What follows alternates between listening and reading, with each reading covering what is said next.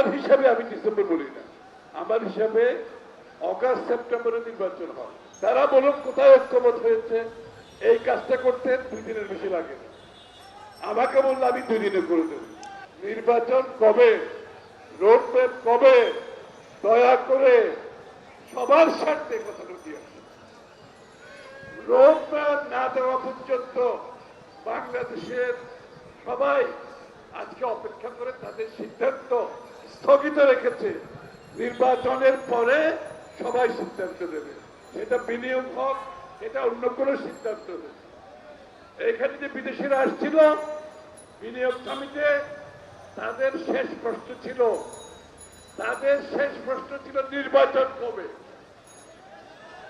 নির্বাচিত স্থিতিশীল দীর্ঘমেয়াদী সরকার ব্যতীত বিনিয়োগের সিদ্ধান্ত কেউ বাংলাদেশে দেশের ভিতরেও নেবে না, দেশের বাইরে থেকেও নেবে না। এখন যত বেশি বিলম্বিত হবে বাংলাদেশের প্রতি মানুষের আস্থা আস্তে আস্তে কমতে থাকে, তখন তারা অন্য দেশকে নিয়ে চিন্তা করবে। সময় নাই, ডিসেম্বরের মধ্যে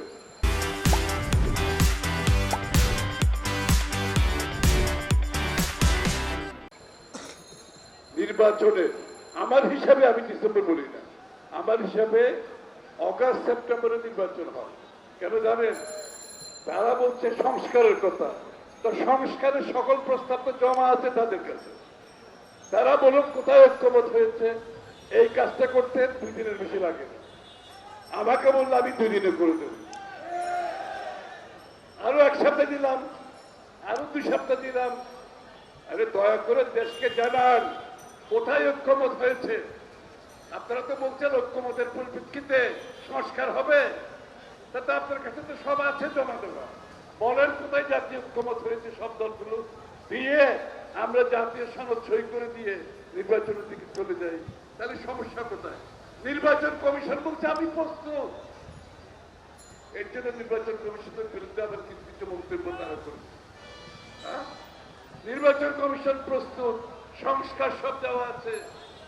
তিনি কি জন্য, কার স্বার্থে দেরি, কার স্বার্থে দেরি? এটা তো বেশি দিন চলতে পারে না। ডিসেম্বরের আগে নির্বাচনের দিনক্ষণ দিয়ে রোড ম্যাপ দেন। বাংলাদেশের মানুষ তৈরি হতে হবে, বাংলাদেশে আগামী দিনে যারা বিনিয়োগ করতে আসবে তাদেরকে তৈরি হতে হবে, বাংলাদেশের সাথে যারা আগামী দিনে কাজ করতে চায় তাদেরকে তৈরি করতে হবে। সবাই অপেক্ষায় আছে, আর অপেক্ষার সময় নাই।